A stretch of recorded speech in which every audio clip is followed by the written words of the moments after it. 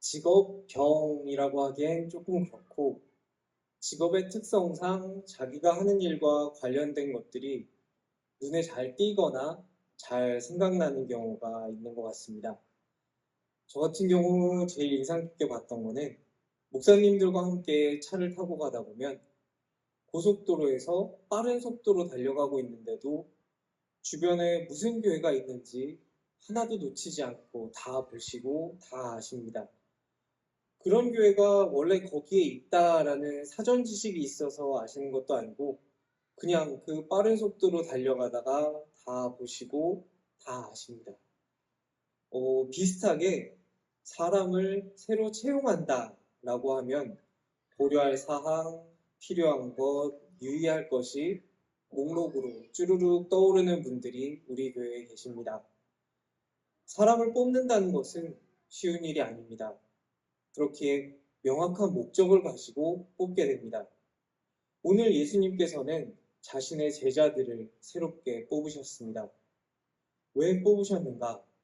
그 목적은 지난주에 읽은 17절에 등장합니다. 이때부터 예수께서 비로소 전파하여 이르시되 회개하라 천국이 가까이 왔느니라 하시더라. 가까이 온 천국을 위해서 얼마나 가까이 왔는지 영어 설명에 at hand, 그러니까 손에 가까이 닿을 정도로 온 천국을 위해서 예수님께서는 제자들을 부르셨습니다. 예수님께서 함께 만들고 싶고 함께 꿈꾸고 싶었던 천국, 그 천국을 함께 이루어 나가기 위해서 오늘 예수님의 공생애에서 처음으로 제자들을 부르셨습니다. 그렇다면 그 천국은 무엇일까요? 예수님은 구약에서의 예언을 성취하셨습니다. 다니엘서에 보면 여기서 말하는 천국이 등장합니다. 다니엘서에서 느부갓네살 왕이 꿈에서 큰 신상 하나를 보게 됩니다. 그리고 다니엘이 그 꿈을 해석합니다.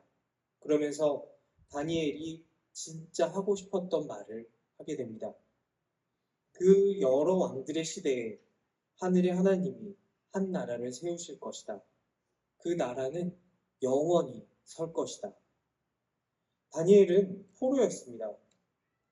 포로로 끌려가서 총리까지 올랐던 인물입니다. 그가 총리를 했던 바벨론이 망하고 페르시아 제국이 들어서기까지 두 제국에 걸쳐서 총리를 했던 인물이 다니엘입니다. 그래서 다니엘은 그 누구보다도 제국에 대해서 잘 아는 인물이었습니다. 영원할 것만 같은 제국들이 결국 망하더라. 하지만 우리 하나님의 나라는 그렇게 되지 않고 영원히 설 것이다. 제국이 존재하기 위해서는 수많은 피지배 민족들의 피와 눈물이 있어야만 했다. 다니엘처럼 많은 포로들이 있었다. 그게 세상의 법칙이다. 하지만 이제 오실 하나님의 나라는 그러한 세상의 법칙을 따르지 않는 나라이다. 세상의 법칙을 따르지 않고 영원히 설 하나님의 나라, 그 나라를 위해서 오늘 예수님께서는 제자들을 부르셨고 예수님에 의해서 하나님의 나라는 시작되게 됩니다. 그렇다면 제자들은 무엇일까요? 오늘 말씀 19절에 보면 예수님께서 이렇게 말씀하십니다. 말씀하시되 나를 따라오라. 내가 너희를 사람을 낚는 어부가 되게 하리라 하시니. 보통 이 말씀을 읽을 때에는 사람 낚는 어부에 집중해서 봅니다. 그런데 오늘은 맨 앞에 나와 있는 말씀하시되에 집중해서 보겠습니다. 과거에 역사적 사건이 벌어졌었다라는 이야기를 듣거나 책을 읽으면 아무래도 좀 긴장감이 없는 상태에서 그것을 받아들이게 됩니다. 또 그런 일이 있었구나, 그렇구나. 그런데 나의 눈앞에서 엄청난 역사적 현장이 펼쳐지고 있으면 두근거리는 마음을 가지게 됩니다. 우와, 내가 이 일에 증인이 되고 있구나. 내가 이 엄청난 일에 함께하고 있구나 라는 상태로 이야기를 경험하게 됩니다. 마태복음 4장 19절을 헬라어 원문으로 보면 예수님께서 말씀하시되 라는 그 말씀하시되 부분의 단어가 현재형으로 기록되어 있습니다. 말씀을 읽은 우리 관점에서 예수님이 제자들을 부르신 것은 2000년도 더 된 일입니다. 마태복음을 기록했던 마태의 관점에서도 이 일은 이미 벌어진 일, 과거의 일입니다. 그런데 오늘 말씀은 현재형으로 기록되어 있습니다. 거기에는 명백한 의도가 숨어 있습니다. 예수님께서 제자들을 현재형으로 부르신다는 것입니다. 2000년 전에 부르고 말았다. 예전에 사역하실 때 부르고 말았다가 아닙니다. 오늘, 지금, 여기서 우리를 부르신다는 말입니다. 함께 천국을 꿈꾸고 함께 천국을 만들어갈 사람으로 이 말씀을 읽고 있는 우리를 제자로 부르십니다. 우리는 이 말씀을 그런 일이 있었구나, 그렇구나 라고 그냥 읽고 말아버릴 수가 없습니다.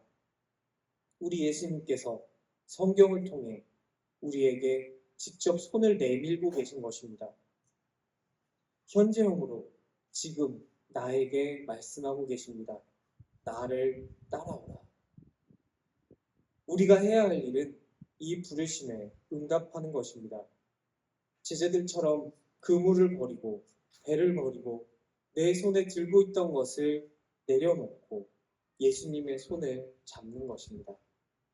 예수님과 동행하며 함께 천국을 꿈꾸는 것입니다. 복음이 선포되는 곳에는 항상 인간을 향한 부르심이 있습니다. 현재형으로 있습니다. 두근거리는 가슴으로 예수님이 내밀어 주시는 손을 붙잡고 예수님이 하시는 놀라운 일에 제자로서 함께하는 저와 여러분 되기를 간절히 기도합니다. 성경을 보면 예수님은 종종 랍비라고 불리셨습니다. 예수님의 사역이 당시에 랍비들의 사역과 닮은 점이 있었기 때문입니다. 하지만 제자들을 부르시는 부분에서 예수님은 여타 랍비들과는 확실히 다른 점을 보여주십니다. 오늘 예수님은 제자들이 있는 삶의 현장으로 직접 가셨습니다. 그리고 거기서 그들을 직접 부르십니다. 일반적인 랍비들이 제자를 뽑는 과정은 제자가 되고 싶은 사람이 랍비를 찾아갑니다. 그리고 랍비에게 자신을 제자로 받아달라고 요청합니다. 교수님 밑에서 논문 좀 쓰게 해주세요 라고 말입니다. 랍비가 받아들이면 그는 그 랍비의 제자가 되는 것입니다. 하지만 예수님은 다르셨습니다. 제자가 될 사람을 직접 보셨고 직접 그들에게 가셔서 부르십니다. 나를 따라오라. 너 나랑 논문 하나 같이 쓰자 라는 말입니다. 사역의 주도권은 언제나 하나님께 있습니다. 요한복음 15장 15절은 이렇게 말합니다. 너희가 나를 택한 것이 아니요 내가 너희를 택하여 세웠나니 이는 너희로 가서 열매를 맺게 하고 또 너희 열매가 항상 있게 하여 내 이름으로 아버지께 무엇을 구하든지 다 받게 하려 함이라. 우리가 주님을 택한 것이 아닙니다. 주님께서 우리를 택하셨고 세우신 것입니다. 구원의 주도권은 항상 하나님께 있습니다. 내가 주님을 사랑하니까 주님도 나를 사랑하신 것이 아닙니다. 주님께서 먼저 나를 사랑해 주셨고 먼저 나를 위해 십자가에 달려 돌아가셨습니다. 사사기 7장에 나온 기드온의 이야기에서 하나님께서 인간을 구원하시는 원리를 알 수 있습니다. 사사기 7장 2절 여호와께서 기드온에게 이르시되 너를 따르는 백성이 너무 많은즉 내가 그들의 손에 미디안 사람을 넘겨주지 아니하리니 이는 이스라엘이 나를 거슬러 스스로 자랑하기를 내 손이 나를 구원하였다 할까 함이니라. 교만한 인간은 조금이라도 틈이 보이면 이렇게 주장합니다. 내 손이 나를 구원하였다. 하나님이 하신 게 아니라 내가 했어. 하나님이 복 주신 게 아니라 내가 열심히 해서 이렇게 살게 된 거야 라고 주장합니다. 하지만 그렇지 않습니다. 우리의 구원은 전적으로 절대적인 타력 구원입니다. 우리는 수행이나 깨달음이나 고행이나 어떠한 선한 일들을 한다고 해서 구원받지 못합니다. 우리는 오직 주님께서 구원하셔야만 구원받을 수 있습니다. 하나님은 기드온의 군대를 줄이기 위해 사람들을 집으로 돌려보내고 또 돌려보내십니다. 물을 핥아먹는 게 전투나 군인들의 사기에 무언가 영향을 긍정적으로 주는 건가? 왜 하나님께서는 기드온의 저 300명만 남기셨을까? 진지하게 고민했던 적이 있습니다. 내가 사람을 뽑는 데에도 저게 뭔가 참조할 게 있지 않을까? 물을 마시는 자세에 내가 모르는 비밀이 있는 것은 아닐까 고민했었습니다. 그런데 별 이유 없는 것 같습니다. 그냥 그렇게 물을 마시는 사람들이 숫자가 적었기 때문에 그들을 남기신 겁니다. 거기에 남아있던 300명이 어떤 방식으로 물을 마시는 사람이었건 승리는 하나님께서 주시는 것이기 때문입니다. 여기서 우리가 해야 할 일은 하나님의 주권을 인정하고 하나님의 부르심에 대해 응답하는 것입니다. 나를 구원하신 은혜에 감격하는 것입니다. 내가 나를 구원하신 그 은혜에 감탄하고 감사할 때 나는 예수님처럼 살게 됩니다. 봉사를 하고 선행을 하고 뭔가 수행을 해서 천국에 가는 것이 아니라 나를 구원하신 하나님의 사랑에 감격하여 예수님의 가르침대로 이웃을 사랑하며 사는 것입니다. 외적으로는 비슷해 보입니다. 봉사해서 천국 가야지 하는 사람과 감격으로 봉사하는 사람은 겉으로는 구분하기가 쉽지 않습니다. 하지만 그 본질은 다릅니다. 우리는 사람의 마음 속을 보시는 하나님 앞에 서 있습니다. 우리 안에 감격과 감탄과 감사가 충만하여 도저히 가만히 있을 수가 없어 예수를 외치며 예수님 말씀 따라 이웃을 사랑하는 우리가 되기를 기도합니다.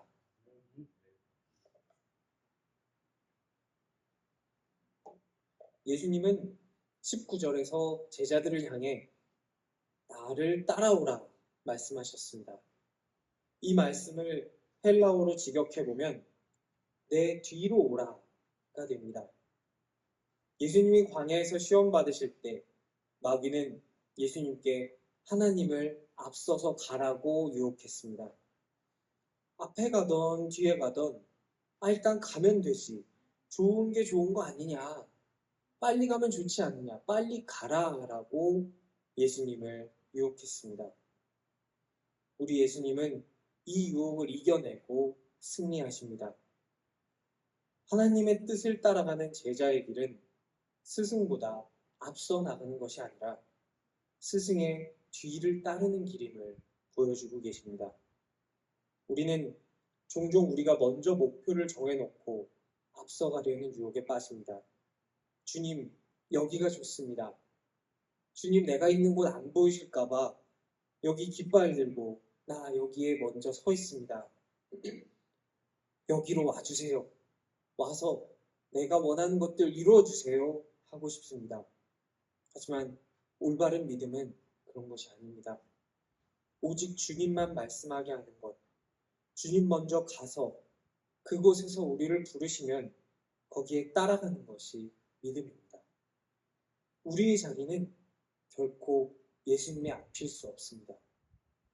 예수님의 제자로 살기로 결심한 우리의 자리는 예수님의 뒤입니다. 마태복음 16장에서 예수님은 예루살렘에서 십자가에 못 박혀 죽으실 것을 제자들에게 말씀하십니다. 그러자 베드로는 예수님께 항변합니다. 항변이라 기록된 이 행동은 우리의 생각보다 격한 행동을 의미합니다.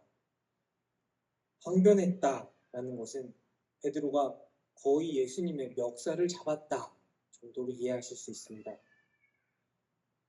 베드로가 예수님의 멱살을 잡자 예수님께서는 베드로에게 말씀하십니다. 사탄아, 내 뒤로 물러가라. 예수님은 베드로에게 들어가 있던 사탄을 보신 것입니다. 그리고 그에게 그가 마땅히 있어야 할 자리를 말씀해 주십니다. 나의 뒤로. 누가 되었건 그 대상이 예수님의 수제자였던 베드로라 할지라도 예수님을 앞서 나간다면 사탄입니다. 예수님의 제자의 길을 가는 사랑하는 신생가족 여러분, 우리가 우리의 자리를 지키면서 살게 되기를 기도합니다. 우리의 자리, 예수님의 뒤에서 예수님만 따라가며 살게 되기를 기도합니다. 우리의 자리를 지키며 예수님을 본받는 제자로 살아가는 우리가 될 수 있기를 주님의 이름으로 축원합니다. 시편 96편은 이런 가사로 시작합니다. 새 노래로 여호와께 노래하라. 온 땅이여 여호와께 노래할지어다. 여호와께 노래하여 그의 이름을 송축하며 그의 구원을 날마다 전파할지어다. 새 노래로 노래하라. 새 노래는 하나님과의 새로운 약속을 의미합니다. 하나님이 보여주신 일에 새로운 감탄과 감사가 절로 노래로 흘러나옴을 의미합니다. 우리 하나님은 2000년 전에 제자들을 한 번 부르시고 그것으로 끝내지 않으셨습니다. 새롭게 부르시고 다시 부르십니다. 하나님의 부르심 앞에서 우리가 할 일은 날마다 새롭게 따르는 것입니다. 새 노래로 하나님의 새로운 부르심, 우리와 함께 하신 새로운 약속, 하나님께서 보여주실 새로운 역사를 함께 찬송하는 것입니다. 우리가 꿈꾸며 함께 만들어 나아갈 천국은 죽어야만 가는 곳이 아닙니다. 그 천국은 우리가 이 땅에서 살아가야만 하는 곳입니다. 예수님은 주기도문에서 하나님의 나라가 이 땅에 임하시오며 라고 기도하라 말씀하셨습니다. 천국은 우리가 죽어서 어디론가 날아 올라가야만 갈 수 있는 그런 곳이 아닙니다. 하나님의 나라는 예수님께서 제자들을 데리고 이미 시작하셨고 주님 다시 이 땅에 오실 때 이 땅에 임하실 나라입니다. 천국은 우리가 죽어서만 갈 수 있는 아무런 책임도 의지도 없이 흐느적대기만 하는 몽상적인 낙원이 아닙니다. 나는 구원열차 올라타고서 하늘나라 가지요 라는 찬송을 유치부 초등부 친구들과 함께 한 적이 있습니다. 그 찬송을 하는데 한 초등부 고학년 친구가 저에게 이렇게 물었습니다. 하늘나라는 죽어야 가는 곳 아닌가요? 그 질문은 하늘나라는 죽어야 갈 곳이고 나는 어려서 거기 가려면 한참 멀었는데 왜 내가 지금 거기에 시간과 노력을 써야 하는가? 라는 질문이었습니다. 저는 그 친구에게 그렇지 않다 대답했습니다. 예수님께서는 구원받을 가치가 없고 구원의 대가를 지불할 수도 없는 우리를 선불로 사랑해 주셨습니다. 그리고 우리에게 가불로 천국을 주셨습니다. 미리 땡겨서 주신 것입니다. 왜냐하면 이 땅에서 미리 천국을 누리면서 살도록 하시기 위함이었습니다. 하나님의 나라, 천국은 하나님의 선한 다스리심이 일어나는 세상입니다. 이 세상의 법칙이 아니라 제국의 법칙, 돈의 법칙이 아니라 하나님의 법칙을 따르는 세상입니다. 예수님의 가르침이 이 땅에서 실현되는 세상입니다. 사람들이 하나님을 사랑하고 이웃을 사랑하는 역동적인 실제 세상입니다. 오늘 예수님은 제자들을 뽑으셨습니다. 함께 천국을 꿈꾸고 함께 만들어 나아가기 위해 뽑으셨습니다. 제자인 우리는 예수님의 몸된 교회를 이루고 있습니다. 교회는 예수님께서 이 땅에 다시 오셔서 하나님의 나라를 완성하시기 전까지 하나님께서 다스리시는 하나님의 나라가 어떤 곳인지를 세상에 보여줘야 하는 존재입니다. 함께 하나님의 나라가 이 땅에 임하게 해야 하는 존재입니다. 오늘 우리 예수님께서 외치셨습니다. 회개하라, 천국이 가까이 왔다. 그리고 오늘 우리에게 말씀하십니다. 나를 따라오라. 우리를 부르신 예수님의 손을 꼭 붙잡고 함께 하나님의 나라가 이 땅에 임하시기를 기도하며 나아가는 저와 여러분 되시기를 주님의 이름으로 축원합니다.